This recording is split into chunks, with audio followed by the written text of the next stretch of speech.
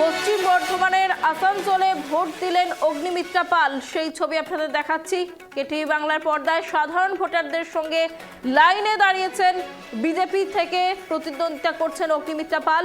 তিনি সাধারণ ভোটারদের সঙ্গে লাইনে দাঁড়িয়ে ভোট দিলেন, সেই ছবি আপনাদের দেখাচ্ছি আসানসোল থেকে।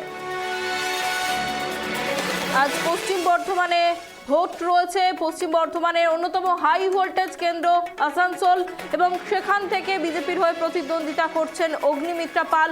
সাধারণ ভোটারদের সঙ্গে সকাল থেকে লাইনে দাঁড়িয়ে ভোট দিতে দেখা গেল বিজেপির প্রার্থী অগ্নিমিত্রা পালকে।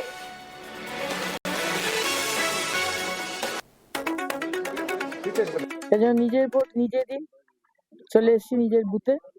আমি আসানসোল নর্থের ভোটার, তো আগে ভোটটা দেবো, তারপরে অন্য জায়গায় যাবো।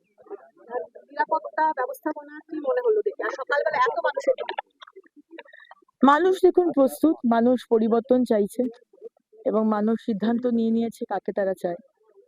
এবং আমি নিরাপত্তা নিয়েও খুব কনফিডেন্ট, কারণ যেভাবে আমি শুনেছি ইলেকশন কমিশন করছেন, আমার ইলেকশন এজেন্ট যেভাবে প্রত্যেকটা মিটিং অ্যাটেন্ড করেছে, এবং যে ইনফরমেশন আমি পেয়েছি, ভীষণ কড়া নিরাপত্তা, কাউকে ছাড়া হবে না।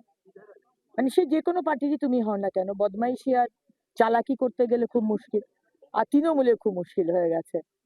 এই এতগুলো ইলেকশন এত সুন্দর করে চুরি করেছে, এইটা কিন্তু তৃণমূল আমাদের শিখিয়ে গেছে। আর যাই করুক, চুরিটা কি সুন্দরভাবে করতে হয় এটা কিন্তু এবারে সেটা মুশকিল হয়ে গেছে।